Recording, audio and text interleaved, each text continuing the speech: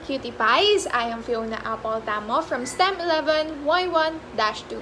Today, we will learn about arithmetic sequence and series. Now, in order to learn, never forget to jot down notes. At the end of the discussion, you will be able to understand what is arithmetic sequence and series and how to solve it.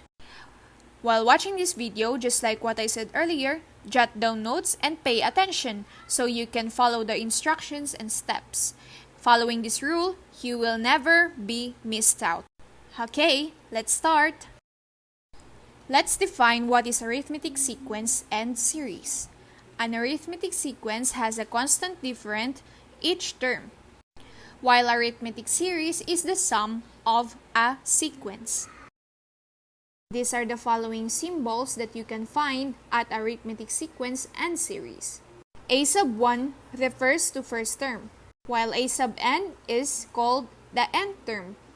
N is the number of terms, D is the common difference, S sub n is the sum of all terms. Example of an arithmetic sequence is this. Now, as you can see, these numbers has a pattern. 3, 9, 15, 21, 27, 33, and 39. What do you think is the common difference? If you subtract two numbers from right to left, you will get a difference of 6. Example, 39 minus 33 is 6. 33 minus 27 is 6, and so on and so on. Okay, let's proceed to example number 2. What do you think is the common difference of negative 2, 0, 2, 4, 6, 8, 10? Yes, the common difference is positive 2. So, in order to get the common difference, you just have to subtract from the right to the left number. Now, let's proceed to the next problem. In this problem, we will find the missing terms. As you can see, the common difference is essential in finding the missing terms. So, I'll leave it to you. What are the missing terms? Yes, you're right. The missing terms are 45, 51, and 63. Now, let's find what is the a sub 30. Well, of course, earlier we found the missing terms by subtracting manually or adding manually. Now, solving a sub 30 manually takes too much time, so let's make our life easier, shall we? This is the formula that we can use in finding the a sub 30. A sub n is equals to a sub 1 plus n minus 1 times the common difference. Okay, let's put the formula here at our given. And then we just have to substitute the given values that we need. First, we solve what is in the parentheses following the PEMDAS rule. So 30 minus 1 is 29 times 6, which is the common difference. The product of 29 times 6 is 174. Next is, we just have to plus it, and then we can get our a sub 30. Our a sub 30 is 177. Let us proceed to the example number 2.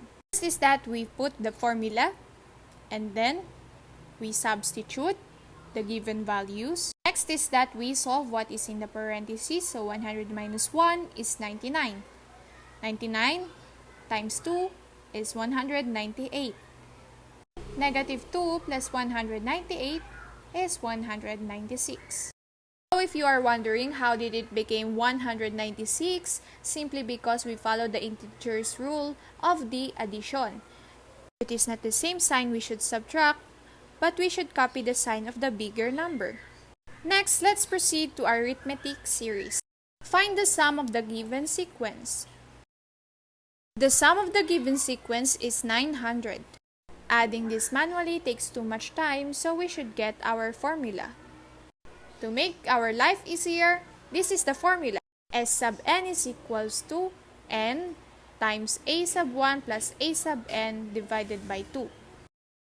In finding the sum of the given sequence, we must need to find what is the a sub 1, number of terms, and a sub 12, which is the last term.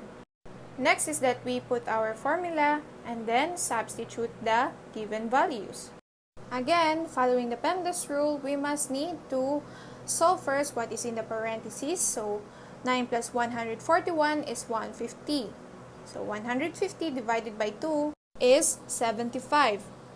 75 times 12 is 900. 900 is the sum of our sequence. Let's proceed to the next example. Again, para po hindi tayo malito, we have to find the needed values, which is the a sub 1, number of terms, and the a sub 22 or the last term. So our a sub 1 is 5, n is 22, and a sub 22 is 152. We put first our formula, and then we have to substitute. Just like what I said earlier, we have to solve what is in the parentheses first. So 5 plus 152 is 157. 157 divided by 2 is 78.5. 78.5 times 22 is 1,727. Therefore, our series is 1,727. Hello, Cutiepies! Tapos na ang chikahan natin about math. So, I hope may natutunan ka at nakapag-jot down notes ka ng mga kakailanganin mong information about sa arithmetic sequence and series. Before we conclude, or before we close our video, I would like to share to you my favorite quote. Life is a math equation. In order to gain the most, you have to know how to convert negatives into positives. Thank you for watching, Cutiepies. Bye-bye! Hanggang sa muli!